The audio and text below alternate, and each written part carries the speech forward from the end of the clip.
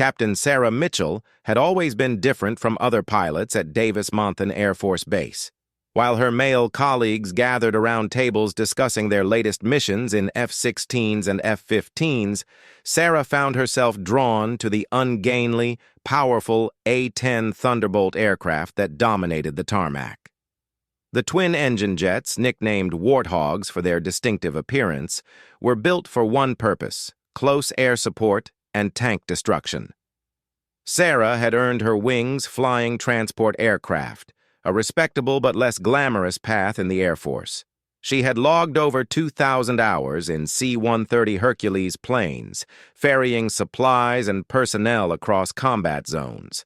Her record was spotless, her skills undeniable, but she had always dreamed of something more challenging, more intense. The Arizona sun beat down mercilessly on the flight line as Sarah completed her daily inspection of her assigned C-130. She moved with practiced efficiency, checking hydraulic lines, testing control surfaces, and examining the massive Allison turboprop engines. Her flight suit was already damp with perspiration, and it was barely 9 in the morning. "Mitchell!" a gruff voice called across the tarmac. Sarah turned to see General Robert Hayes striding toward her, his silver stars gleaming on his collar. General Hayes was a legend at Davis-Monthan, a former A-10 pilot himself who had flown over 200 combat missions during his career. He was known for his no-nonsense approach and his ability to spot talent in unexpected places.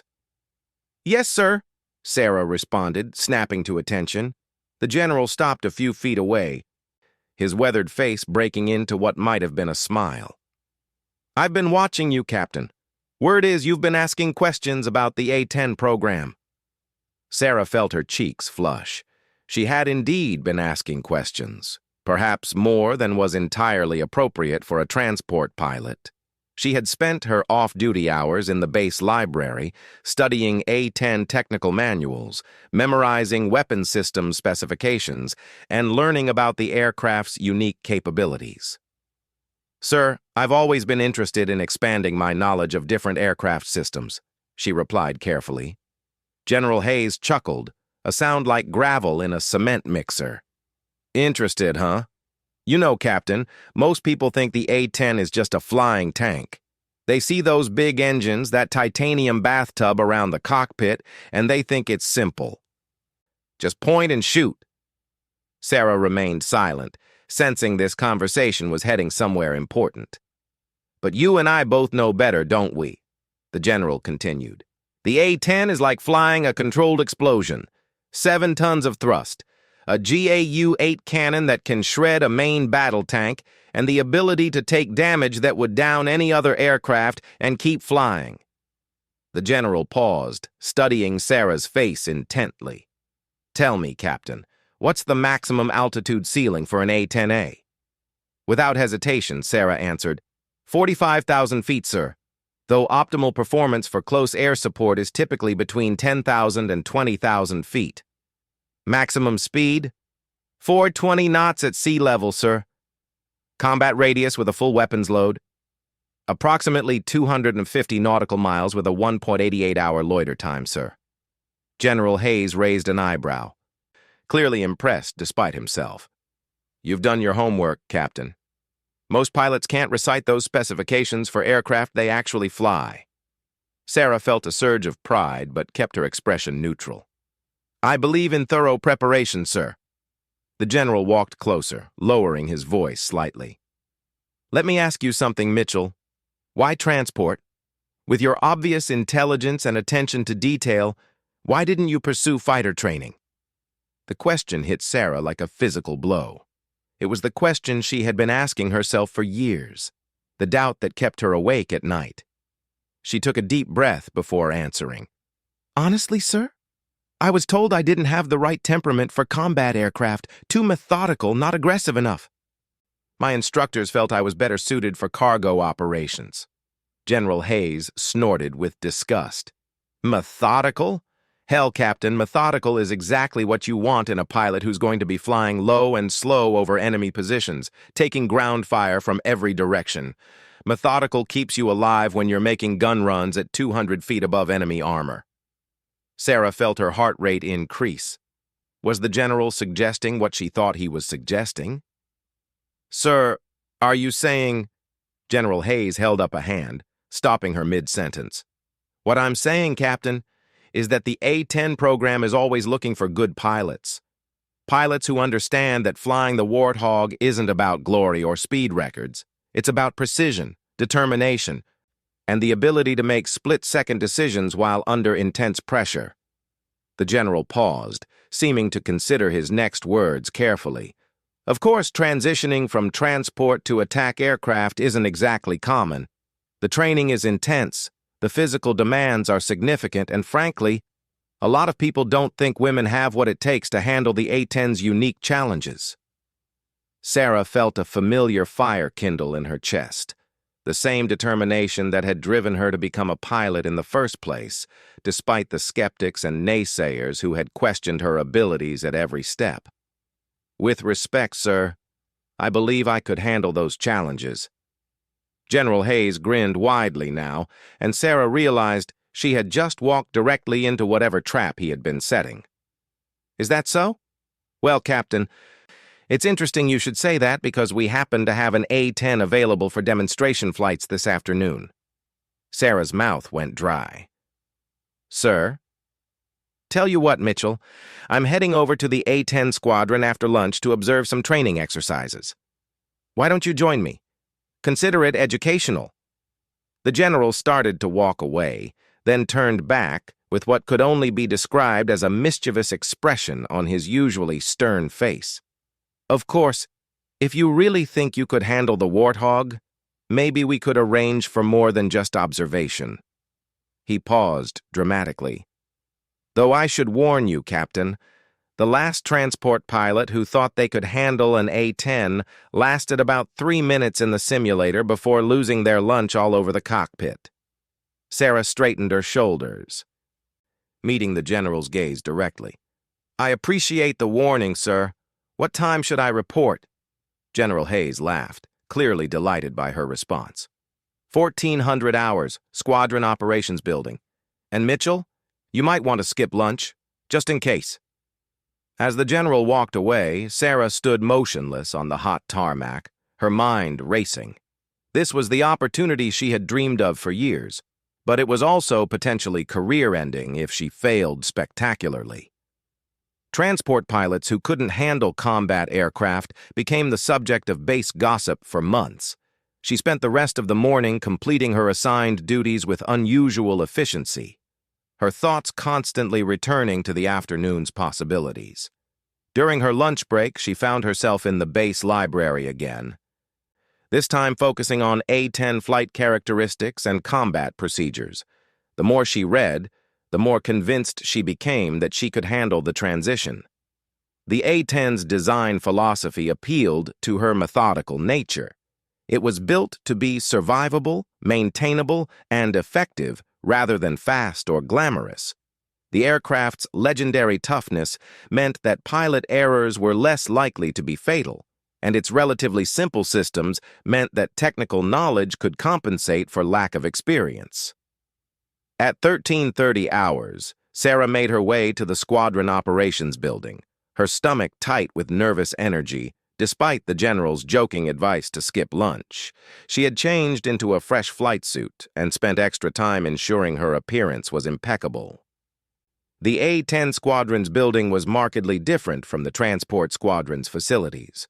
The walls were covered with photographs of combat missions, technical diagrams of weapon systems, and squadron patches from deployments around the world. The atmosphere was more intense, more focused than what Sarah was accustomed to. Captain Mitchell? A voice called from behind her. Sarah turned to see a young lieutenant approaching, his flight suit bearing the distinctive A-10 squadron patches.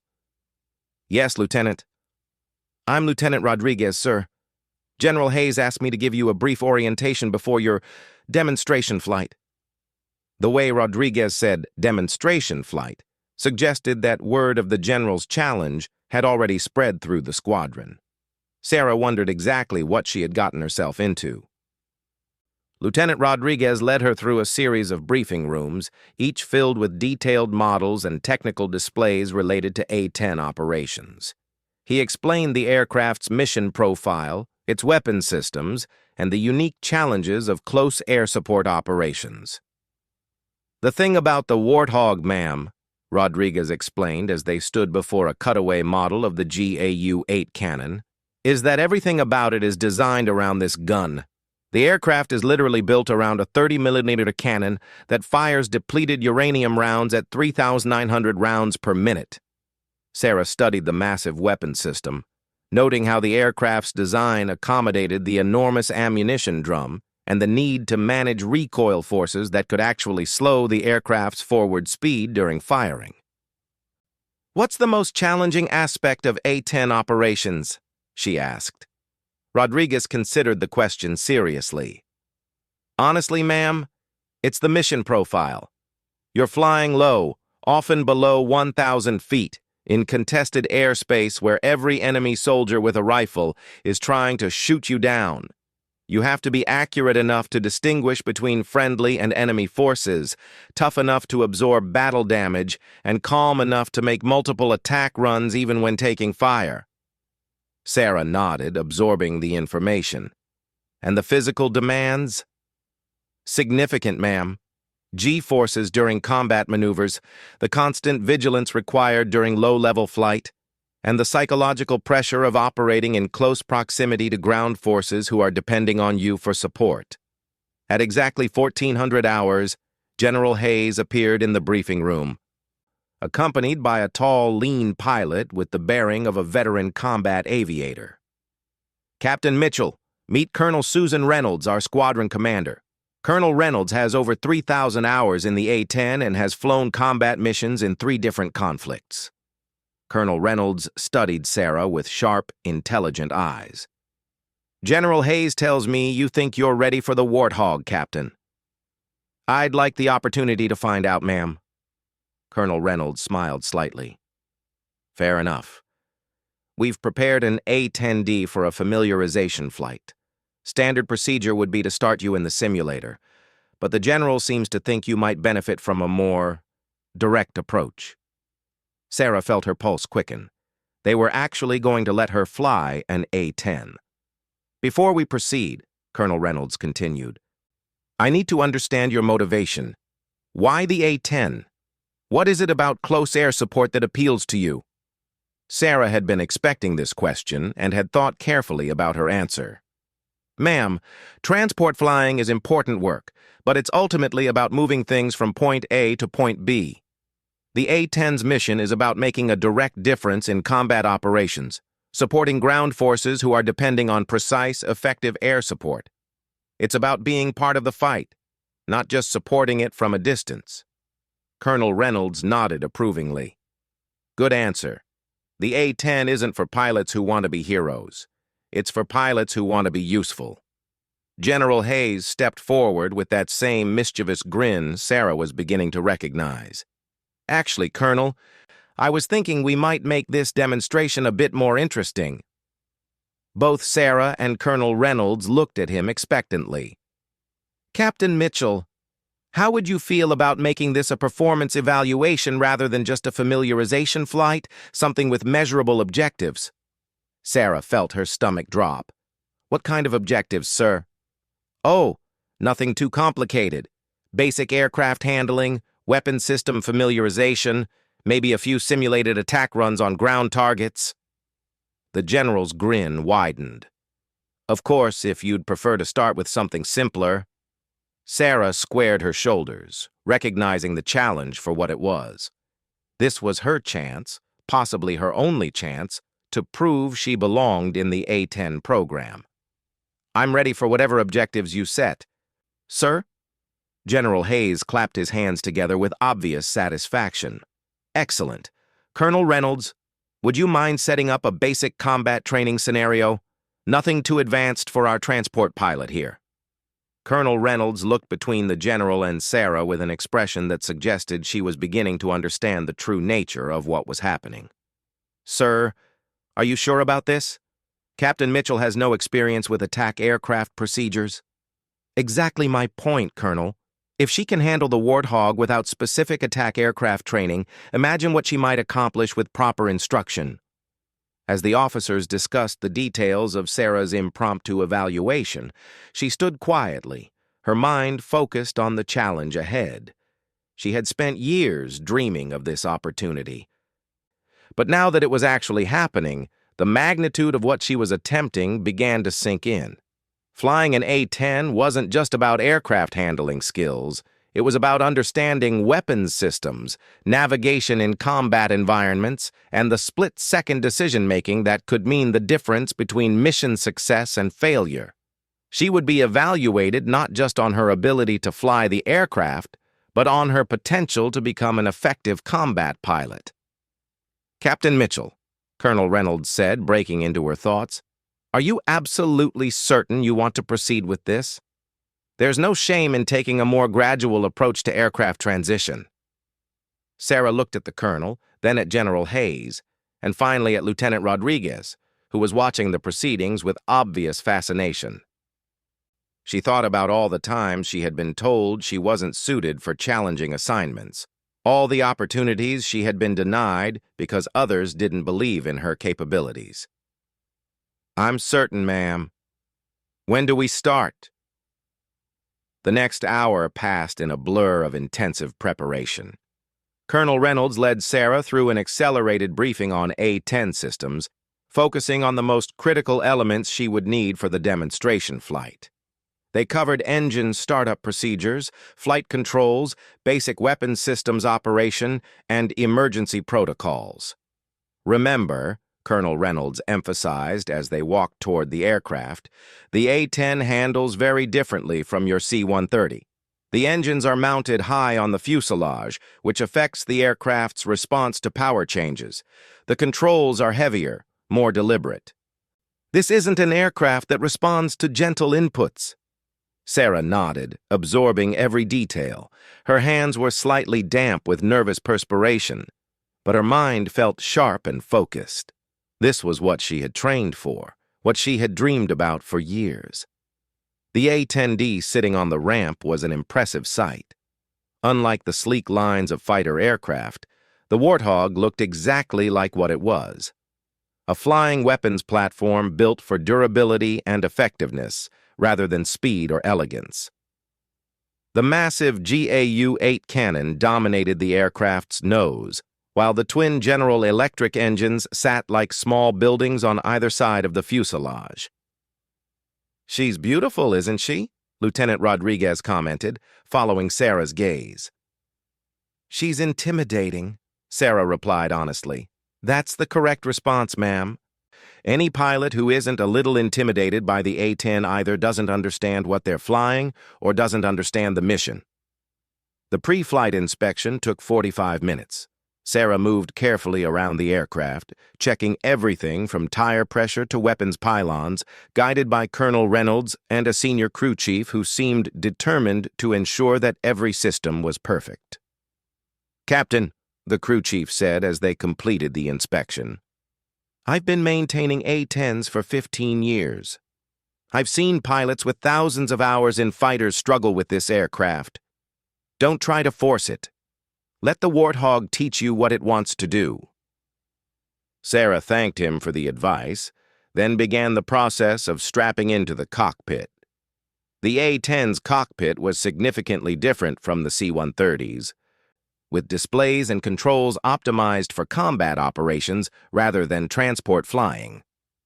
The massive control stick dominated the center of the cockpit, while the throttles for the twin engines were positioned to her left. Colonel Reynolds climbed onto the aircraft's boarding ladder to provide final guidance. "Your primary objectives for this flight are aircraft familiarization, basic maneuvers, and a simulated attack run on ground targets at the range. Nothing fancy. Just demonstrate that you can safely operate the aircraft and understand its capabilities." Sarah ran through the engine startup checklist with methodical precision, her transport pilot training serving her well. The twin engines spooled up with a distinctive whine that gradually built to a powerful roar. Through the cockpit glass, She could see General Hayes and several other officers gathered near the squadron building, observing her progress. "Davis Monthan ground. Hog 27 requesting taxi for training flight," Sarah transmitted over the radio. "Hog 27, taxi runway 12, wind 230 at 15, altimeter 3012. Sarah released the parking brake and gently applied power. The A-10 began rolling forward with surprising smoothness, its powerful engines providing more than adequate thrust for taxi operations. She followed the taxiway markings toward the active runway, getting a feel for the aircraft's ground handling characteristics. "How does she feel?" Colonel Reynolds asked over the intercom. "Heavy but responsive," Sarah replied. "The controls are definitely more substantial than what I'm used to, but the aircraft seems very stable." At the runway threshold, Sarah completed the final pre-takeoff checks. Engine parameters were normal, flight controls checked properly, and all systems showed green. She had studied A-10 takeoff procedures extensively, but this would be her first actual experience with the aircraft's performance characteristics. "Hog 27 ready for takeoff." "Hog 27, cleared for takeoff runway 12. Sarah advanced the throttle smoothly, feeling the twin engines surge to full power. The A-10 accelerated down the runway with authority, though not with the dramatic acceleration of a fighter aircraft. At 150 knots, she pulled back gently on the control stick, and the Warthog lifted off the runway with the solid, predictable feel she had expected. The aircraft climbed steadily as Sarah retracted the landing gear and adjusted power settings for cruise climb. Phoenix's urban sprawl spread out below them as they gained altitude, heading toward the Barry M. Goldwater Range, where they would conduct the weapons training portion of the flight. "Excellent takeoff, Captain," Colonel Reynolds commented. "How are you adjusting to the flight characteristics?" "It's definitely different," Sarah replied, making small control inputs to get a feel for the aircraft's response. "The control forces are much heavier than transport aircraft, but the stability is impressive. I can see why pilots trust this aircraft in combat." As they leveled off at 10,000 feet, Sarah began exploring the A-10's handling characteristics more thoroughly. She executed gentle turns, climbs, and descents, building confidence in her ability to control the aircraft precisely. The Warthog flew exactly as the manuals had described, stable, predictable, and forgiving. "Let's try some steeper maneuvers," Colonel Reynolds suggested. "Execute a 45-degree bank turn to the right, then reverse to a 45-degree left bank." Sarah rolled the aircraft smoothly into the turn, noting how the A-10's design provided excellent visibility even in steep banks. The aircraft handled the maneuvers without difficulty, maintaining altitude and airspeed with minimal control input from Sarah. "Very nice," Colonel Reynolds observed. "You're adapting to the aircraft much faster than I expected. Ready to try something more challenging?" Before Sarah could respond, her radio crackled with a transmission from the range control officer. "Hog 27, this is Goldwater Range Control. We have your training scenario set up. Multiple simulated armor targets at coordinates you should have in your system. Cleared to commence attack runs when ready." Sarah felt her adrenaline spike. This was the moment of truth, her first attempt at using the A-10 as it was designed to be used, as a precision attack aircraft engaging ground targets. "Colonel, I should mention that I've never actually conducted an attack run before," Sarah said over the intercom. "I know, Captain, that's what makes this interesting. We're going to start simple. I'll talk you through the setup, and you execute the attack run. The targets are old tank hulks, so there's no danger of collateral damage." Colonel Reynolds guided Sarah through the target identification process using the aircraft's targeting systems. On her multifunction display, she could see the simulated enemy armor positioned in a rough line across the desert floor. "Okay, Captain, here's what we're going to do. Set up for a 30-degree dive attack from the north. Altitude 8,000 feet, speed 350 knots. We'll use the GAU-8 cannon for the first target, simulated Maverick missiles for the second and third." Sarah banked the aircraft toward the target area, configuring her displays for the attack run. Her heart rate increased as she realized she was about to fire the most powerful aircraft-mounted gun in the world. "Target in sight," she reported, acquiring the first tank hulk through her targeting system.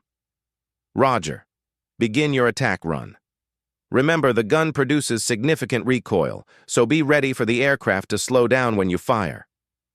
Sarah rolled into a shallow dive, lining up on the target with increasing precision. The A-10's gun sight showed the projected impact point, and she made fine adjustments to ensure accuracy. At 4,000 feet above ground level, she squeezed the trigger. The GAU-8 cannon erupted with a sound like the world's largest chainsaw, sending a stream of 30mm depleted uranium rounds toward the target at 3,900 rounds per minute. The aircraft shuddered slightly as the massive gun fired, and Sarah could feel the deceleration caused by the recoil forces. The target disappeared in a cloud of dust and debris as the high-velocity rounds tore into the abandoned tank hulk. Sarah pulled out of the dive, her heart pounding with excitement and adrenaline.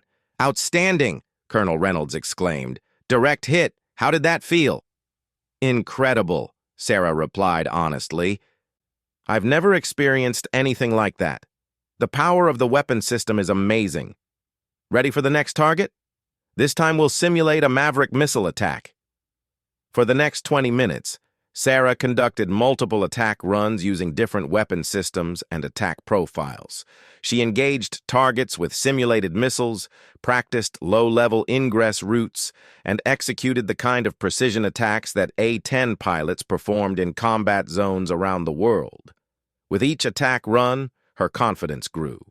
The A-10 systems were intuitive and well-designed, allowing her to focus on tactics and target engagement rather than struggling with aircraft control.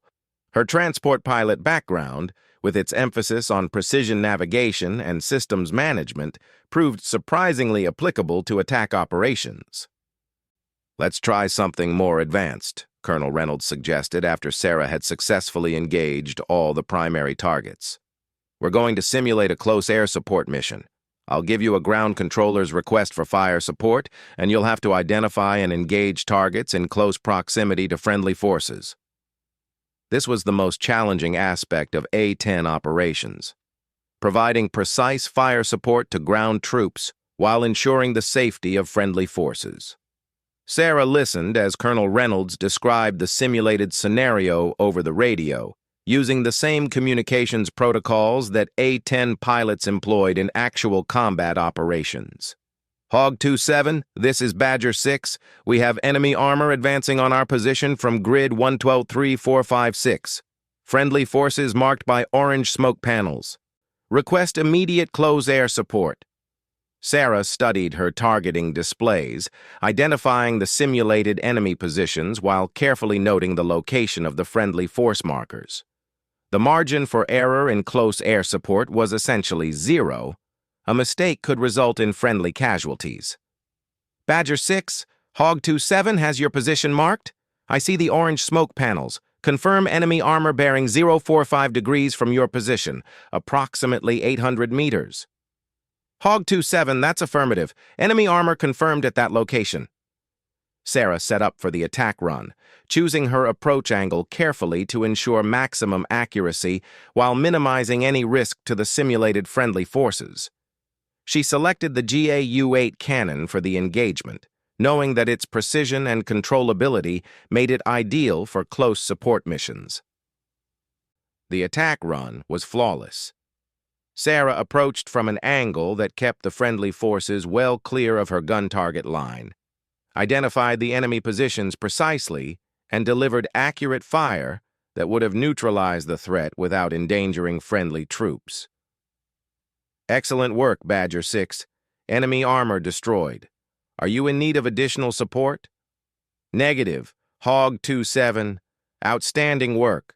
Thanks for the save." As Sarah climbed away from the target area, Colonel Reynolds' voice came over the intercom with obvious satisfaction.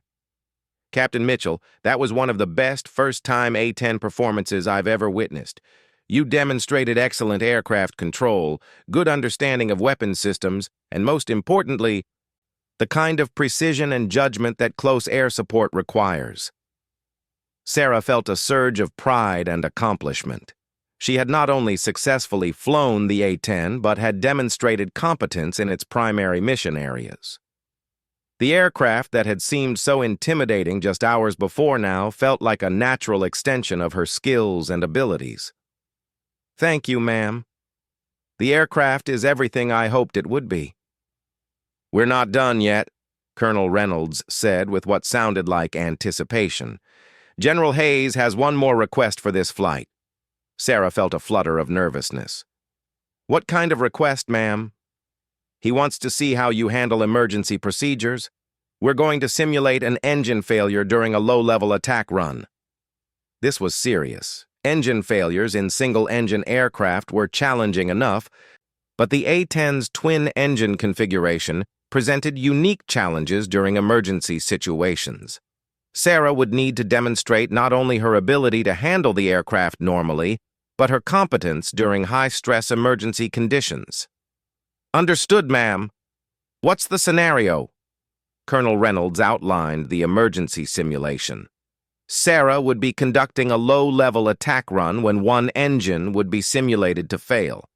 She would need to complete the mission, manage the emergency, and return safely to base using single-engine procedures.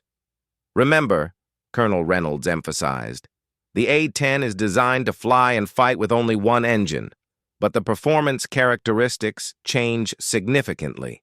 You'll have reduced climb capability, different handling characteristics, and modified approach procedures for landing." Sarah ran through the emergency procedures in her mind, drawing on the intensive ground training she had received earlier. The A-10's reputation for survivability was partly based on its ability to continue operating even with significant damage, but that capability required pilots who understood how to adapt to degraded conditions. "Ready when you are, ma'am." The simulated emergency began during Sarah's approach to a target complex at low altitude. As she lined up for the attack run, Colonel Reynolds simulated the engine failure by retarding one throttle to idle and activating emergency warning systems. "Hog 27. You have a left engine failure. Execute emergency procedures." Sarah's training took over immediately. She verified the engine failure, ran through the appropriate emergency checklist, and adjusted her flight profile to compensate for the reduced power available. The A-10 continued flying normally despite the simulated engine loss, but Sarah could feel the difference in the aircraft's performance. "Engine failure confirmed. Running emergency checklist," she reported calmly. "Continuing with mission." Despite operating on single-engine power, Sarah completed her simulated attack run successfully, demonstrating that she could maintain mission effectiveness even under emergency conditions. The A-10's design allowed her to continue fighting while managing the emergency, exactly as the aircraft's designers had intended. "Emergency procedures complete.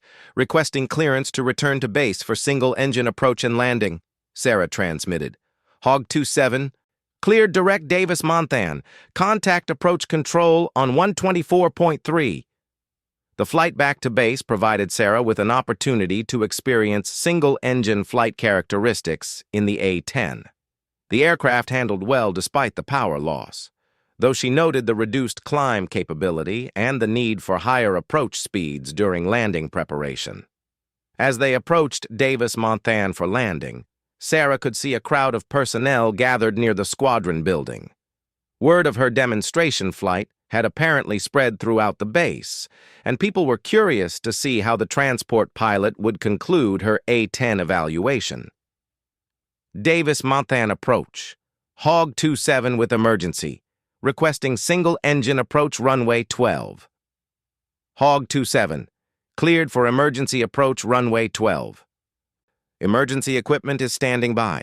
Sarah configured the aircraft for landing, running through the single-engine approach checklist with the same methodical precision that had characterized her entire flight. The A-10 responded predictably to her control inputs, and she maintained a stable approach path despite the challenging conditions. The landing was smooth and controlled, with Sarah demonstrating the kind of precision that emergency situations demanded. As the aircraft rolled out on the runway, she felt a profound sense of accomplishment. She had not only successfully completed her first A-10 flight, but had done so under increasingly challenging conditions. "Outstanding performance, Captain," Colonel Reynolds said as they taxied clear of the runway. "You've demonstrated excellent judgment, good aircraft control, and the kind of adaptability that A-10 operations require." As Sarah shut down the engines and completed post-flight procedures, she could see General Hayes walking toward the aircraft with a broad smile on his face. Behind him, a group of pilots and ground crew members were applauding, clearly impressed by what they had witnessed. Sarah climbed down from the cockpit, her flight suit damp with perspiration, but her spirits soaring with the satisfaction of a challenge successfully met. She had proven, at least to herself, that she had the skills and temperament for A-10 operations. But as General Hayes approached with that familiar mischievous expression, Sarah realized that her demonstration flight might have been just the beginning of a much larger adventure. General Hayes waited until Sarah had completed her post-flight procedures before approaching. The crowd that had gathered around the aircraft included not only A-10 squadron personnel, but also officers from other units across the base. Word of the transport pilot's demonstration flight had spread quickly through the military grapevine. "So, Captain Mitchell," General Hayes began, his voice carrying across the tarmac, "how did you find your first experience with the Warthog?" Sarah removed her helmet and ran a hand through her sweat-dampened hair. "Sir, it exceeded every expectation I had. The aircraft is incredibly capable, and I feel like I've barely scratched the surface of what it can do." Colonel Reynolds joined the group, carrying Sarah's flight evaluation folder. "General, I have to say that Captain Mitchell's performance was exceptional. Her aircraft handling was precise, her weapons employment was accurate, and most importantly, her emergency procedures were textbook perfect." "Is that so?" General Hayes looked genuinely pleased. "And what about her potential for advanced A-10 operations?" "Sir, with proper training, I believe Captain Mitchell could become an outstanding A-10 pilot. She demonstrated the kind of judgment and adaptability that close air support missions require." Sarah felt her heart racing as she listened to the evaluation. This was beyond her wildest hopes. Not only had she successfully completed the demonstration flight, but she was receiving strong endorsement from experienced A-10 pilots. General Hayes nodded thoughtfully. "That's interesting, Colonel, because I have a confession to make." The assembled crowd grew quiet, sensing that something significant was about to be revealed. "Captain Mitchell," the general continued, "when I challenged you to fly the A-10 this morning, it wasn't entirely spontaneous. You see, I've been watching your career for some time now. Your flight records, your technical knowledge, your dedication to excellence, all of it caught my attention." Sarah felt confused. "Sir, I don't understand." General Hayes smiled, but this time his expression was more serious than mischievous. "Tell me, Captain, what do you know about the Air Force's newest A-10 program?" "Sir, I'm familiar with the A-10C and A-10D modernization programs, but I'm not aware of any new initiatives." "That's because they're classified," the general replied. "What I'm about to tell you cannot leave this group without proper authorization." Sarah glanced around at the assembled officers, noting that they all wore expressions of anticipation rather than surprise. Whatever the general was about to reveal, they were already aware of it. 3 months ago, General Hayes began, the Pentagon authorized a special operations program called Operation Night Stalker. The mission is to provide dedicated close air support for special operations forces conducting sensitive missions in denied territory. Sarah listened intently, wondering where this was leading. The program requires A-10 pilots with exceptional skills, absolute reliability, and the ability to operate independently in high-stress environments. We need pilots who can think strategically while executing tactically, who can adapt to rapidly changing situations, and who can maintain mission effectiveness even under the most challenging conditions. General Hayes paused, letting his words sink in. More importantly, we need pilots who haven't been influenced by conventional fighter pilot culture. Pilots who understand that the mission comes first, always. Pilots who are more interested in effectiveness than glory. Sarah began to understand where this conversation was heading, but she hardly dared to believe it. Captain Mitchell, based on your performance today and your overall record, I'm offering you the opportunity to join Operation Night Stalker as one of our primary A-10 pilots. The words hit Sarah like a physical force. She stared at the general, struggling to process what she had just heard. Sir, are you saying... I'm saying that your transport pilot background isn't a disadvantage, Captain. It's exactly what we need. You've demonstrated precision navigation skills, systems expertise, and the kind of methodical thinking that special operations requires. Your performance today proved that you can adapt those skills to combat operations. Colonel Reynolds stepped forward with additional details. The program involves 6 months of intensive training at Nellis Air Force Base, followed by deployment to classified locations around the world. You'd be working directly with Special Forces teams, providing close air support for operations that conventional forces can't handle. Sarah's mind raced as she considered the implications. This was beyond anything she had imagined when she had accepted the general's challenge that morning. What would this mean for my current assignment? She asked. Your transfer would be effective immediately, General Hayes replied. You'd receive a promotion to major and assignment as a Special Operations A-10 pilot. It's not an easy path, Captain, but it's one that could define the rest of your Air Force career. Lieutenant Rodriguez, who had been quietly observing the conversation, stepped forward. Ma'am, if I may, Operation Night Stalker is the most elite A-10 program in the Air Force. The pilots selected for this program become legends in the close air support community. Sarah looked around at the faces surrounding her, each showing expressions of respect and anticipation. These were experienced combat pilots, people who had dedicated their careers to mastering the art of close air support, and they were treating her as an equal. General, I'm honored by this opportunity, but I have to ask, why me? There are hundreds of experienced A-10 pilots who would be better qualified for this program. General Hayes chuckled. Captain, experienced A-10 pilots are valuable, but they're also predictable. They think in conventional terms about conventional operations. Special operations requires a different mindset entirely. He gestured toward the A-10 sitting on the ramp behind them. What you demonstrated today wasn't just flying ability. You showed the capacity to learn rapidly, adapt to new situations, and maintain effectiveness under pressure. Those are exactly the qualities that Special Operations demands. Colonel Reynolds added, Captain, your transport background means you understand logistics, navigation in challenging environments, and the importance of precision timing. In Special Operations, those skills are just as important as weapons employment. Sarah took a deep breath, considering the magnitude of the decision before her. This was the opportunity of a lifetime, but it was also a complete transformation of her career and her future. How much time do I have to decide? She asked. Actually, General Hayes said with a grin, that's the other part of this story. The first training class for Operation Night Stalker begins next Monday.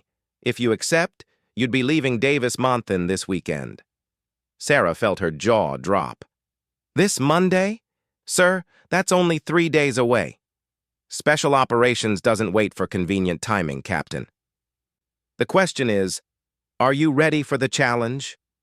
Sarah looked at the A-10 one more time, remembering the incredible feeling of flying the aircraft, the satisfaction of successful weapons employment, and the sense of purpose that came with close air support operations. She thought about her years flying transport aircraft, always wondering what she might have accomplished if given the chance to pursue more challenging assignments. "General," she said firmly, "I accept." The response from the assembled group was immediate and enthusiastic. Pilots began applauding, ground crew members whistled their approval, and Colonel Reynolds stepped forward to shake Sarah's hand. "Outstanding, Major Mitchell," Colonel Reynolds said, emphasizing Sarah's new rank. "Welcome to the A-10 community." General Hayes nodded with obvious satisfaction. "Major, you'll receive your official orders this afternoon, along with detailed information about your training program. I should warn you that the next 6 months will be the most challenging of your military career." "I understand, sir. I'm ready for the challenge." "Actually," General Hayes continued, "there's one more thing. Operation Night Stalker isn't just about training individual pilots. We're developing new tactics, new procedures, and new capabilities for A-10 operations in special environments." Sarah listened as the general outlined the broader scope of the program. It wasn't just pilot training, it was innovation at the highest levels of military aviation. Pilots in Operation Night Stalker would be developing the future of close air support operations. "You'll be working with the most advanced A-10 variants ever produced," Colonel Reynolds explained. "Aircraft equipped with classified sensors, weapons systems, and communication equipment designed specifically for special operations." Lieutenant Rodriguez added, "Ma'am, pilots who complete Operation Night Stalker typically go on to leadership positions throughout the Air Force. It's career advancement at the highest level." As the group began to disperse, General Hayes approached Sarah for a private conversation. "Major, I want you to understand something. This morning, when I challenged you to fly the A-10, I already knew what the outcome would be. Your reputation for excellence preceded you, and I was confident that you would demonstrate the skills we were looking for." Sarah felt surprised. "Sir, you knew I would succeed?" "Let's just say I had strong confidence in your abilities, but what I didn't expect was how quickly you would adapt to combat operations. Your performance exceeded even my optimistic projections." The general paused, choosing his words carefully. "Operation Night Stalker represents the future of Air Force Special Operations. The pilots we select for this program will help define military aviation for the next generation. I believe you have the potential to be one of the leaders in that effort." Sarah felt overwhelmed by the magnitude of what was happening. In a single day, she had gone from being a transport pilot with frustrated ambitions to being selected for one of the most elite programs in the Air Force. "General, I won't let you down." "I know you won't, Major. That's why you were selected." As Sarah walked back toward the squadron building to begin processing her transfer paperwork, she reflected on the incredible chain of events that had led to this moment. A casual conversation about A-10 specifications, a general's seemingly casual challenge, and a demonstration flight had combined to completely transform her career. The irony wasn't lost on her. For years, she had been told that her methodical, precise approach to flying made her unsuitable for fighter operations. Now, those same qualities were being recognized as exactly what special operations required. Over the next 3 days, Sarah completed an intensive transition process. She attended classified briefings about Operation Night Stalker, received specialized equipment, and said goodbye to her colleagues in the transport squadron. The base commander personally congratulated her on her selection, noting that it reflected well on Davis-Monthan's training programs. On Friday evening, as Sarah packed her belongings for the move to Nellis Air Force Base, Colonel Reynolds stopped by her quarters for a final conversation. "Major, I wanted to give you some advice before you leave for Nevada. I'd appreciate any guidance you can offer, ma'am. Operation Night Stalker will challenge every skill you possess and demand capabilities you don't even know you have. The training is designed to push pilots to their absolute limits and beyond." Colonel Reynolds paused, studying Sarah's face. But I've seen your performance and I've watched how you handle pressure. You have the skills to succeed, but more importantly, you have the mindset. Don't ever doubt that you belong in this program. On Monday morning, Sarah boarded a transport aircraft for the flight to Nevada, carrying with her a new set of orders, a promotion certificate, and the satisfaction of knowing that she had finally found her true calling in military aviation. As the aircraft climbed away from Davis-Monthan Air Force Base, Sarah looked down at the A-10s on the ramp below and smiled. General Hayes had joked about trying to fly the Warthog, but what she had done next had indeed left everyone stunned. She had not only proven her ability to fly the aircraft, but had earned selection for the most elite A-10 program in the Air Force. The transport pilot, who had spent years dreaming of more challenging assignments, was now on her way to become a Special Operations A-10 pilot, ready to write the next chapter in close air support history. What had started as a simple challenge had become the foundation for an extraordinary career in military aviation. 6 months later, Major Sarah Mitchell would graduate first in her class from Operation Night Stalker, earning recognition as one of the most skilled special operations pilots in the Air Force. But that morning, as Arizona disappeared beneath the clouds, she was simply a pilot heading toward the greatest adventure of her life, confident that she had finally found where she truly belonged.